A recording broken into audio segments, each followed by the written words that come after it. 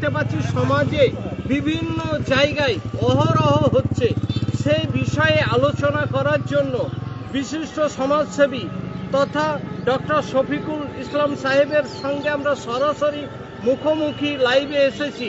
News 24x7 Bangla, Bangla news এবং আখরিগঞ্জ নিউজের পেজে আপনারা সরাসরি দেখছেন।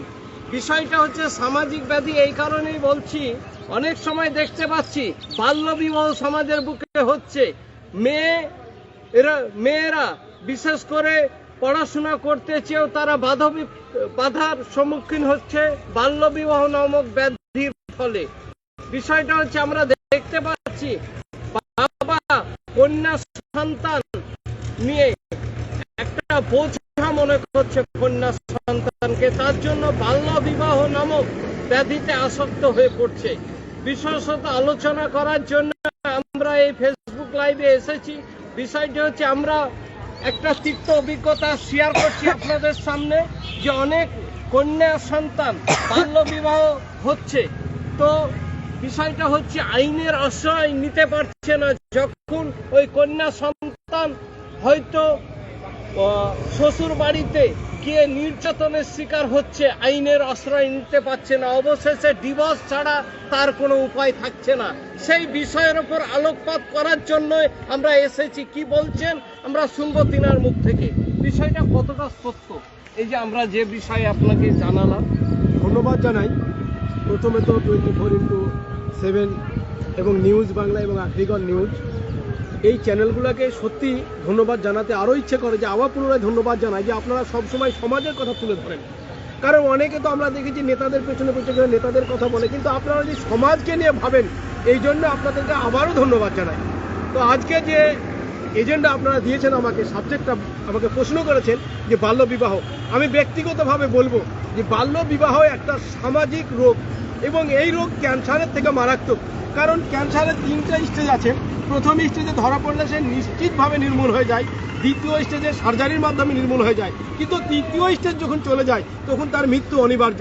ঠিক তেমনি এই বাল্যবিবাহ একটা ক্যান্সারের সি ক্যাটাগরি বলতে পারেন। কেননা যখন গোপনে বাল্যবিবাহ দিয়ে দেওয়া হয়, জানে না প্রশাসন, জানে না সমাজের লোক, ঠিক বাবা মার ইচ্ছাতে উভয় পক্ষ বসে বিবাহ হয়ে যায়, কিন্তু কিছুদিন না যেতেই আবার বিবাহ বিচ্ছেদ হয়ে যায় অনেক ক্ষেত্রেই। কিন্তু বিবাহ বিচ্ছেদ হয়ে গেলেও কোনো রকম প্রশাসনের গোচরে যেতে পারে না, কারণ তারা জানে যে সামাজিক ব্যাধিতে দায়বদ্ধতার পিতামাতা, উভয় পক্ষের পিতামাতা, তাই কেউই আর সামাজিকভাবে আর কিন্তু প্রশাসনের কাছে যেতে পারে না। যখন ওই বাচ্চাটার খেলার বয়স ছিল, যখন ওই বাচ্চাটার পড়াশোনার বয়স ছিল, যখন ওই বাচ্চাটা পরিবেশের সঙ্গে মানিয়ে নিয়ে চলার বয়স ছিল, তখনই নষ্ট করে দেওয়া হয়েছে তার নিজস্ব অধিকারকে। তাই তো এই সামাজিক ব্যাধিকে ক্যান্সারের থেকে মারাত্মক ব্যাধি বলি আমরা। এর জন্য প্রথমত আমরা দোষ দিব তার পিতামাতাকে, এবং তারপরে সামাজিক যে চুরি ব্যবস্থা, কিছু মানুষ লুকিয়ে লুকিয়ে এই কাজগুলো করছে, অনেক রেস্টার, অনেক মৌলবি, অনেক পুরোহিত, অনেক মন্দির, তাদেরকে আমরা ধিক্কার জানাই।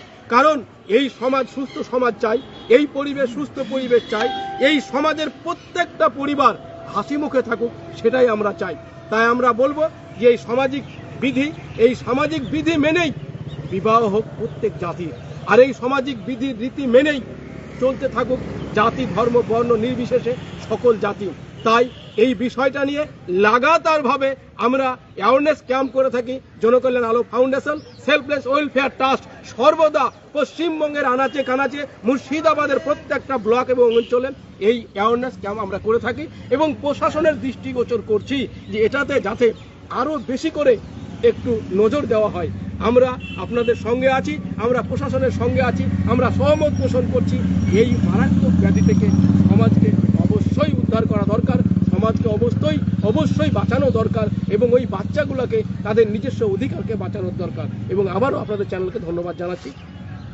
বলছিলাম যে আমাদের লোকাল যে থানা, ভগবানগোলা থানা এবং রানীতলা থানা, মুর্শিদাবাদ জেলা পুলিশ এবং আমাদের ভগবানগোলা এসডিপিও সাহেবের পক্ষ থেকেও কিন্তু বারবার প্রচার করা হচ্ছে বাল্যবিবাহ সম্পর্কে, মানে বাচ্চারা কেউ বাচ্চা ছেলে মেয়েদের যেন বিবাহ না হয়, সেই বিষয়ে কিন্তু প্রশাসন কিন্তু সরব। পাশাপাশি ওনারা চাইছে যে গ্রামের যেসব মোড়লেরা আছে, মাতাব্বর, বিশেষ করে যারা মৌলবী আছে, এবং সে হিন্দু ধর্মের হোক বা মুসলিম ধর্মের হোক, তারা কেউ মানে কয়েকজন ব্যক্তি হয়তো চুপিচাপি এই কাজটা করে দিচ্ছে, তাদের উদ্দেশ্যে কি বার্তা দিন? আমি অবশ্যই দৃষ্টান্তমূলক শাস্তি হওয়া দরকার ওই পুরোহিত, ওই মৌলবি, ওই পাদ্রী এবং ওই সামাজিক ফুটকাটা জগন্নাথ মুড়লদের। কেননা যারা কয়েকজন সমাজে বসবাস করার পরেও গোটা সমাজটাকে তারা অভিশপ্ত করে তুলেছে। অতএব আমরা চাইব এই বাল্য বিবাহ যেমন প্রশাসন গার্ড করছে, এই প্রশাসনকে সামাজিকভাবে এদেরকে মানে সাপোর্ট দিয়ে একসঙ্গে যৌথভাবে অভিযান হয়ে যদি যে সমস্ত ছোট ছোট ট্রাস্টগুলো এবং এনজিওগুলো আছে তাদের সঙ্গে যদি সলা পরামর্শ করে যদি এগোনো যায়, আমি মনে করি যে এই সমাজ থেকে এই রোগ তাড়ানো সম্ভব হবে। তাছাড়া সম্ভব নয়। যদিও প্রশাসন অত্যন্ত সোচ্চার এবং দায়িত্বর সহিত কাজ করছে, কিন্তু কিছু অসাধু মানুষ, সে মুড়ল হতে পারে, পুরোহিত হতে পারে, আমি একটু আগেই বললাম মৌলবি হতে পারে, ইমাম সাহেব হতে পারে, তারা সামান্য পয়সার বিনিময়ে 200-500 পয়সার বিনিময়ে নষ্ট করে দিচ্ছে দুটো জীবন আর তার সঙ্গে দুটো পরিবার।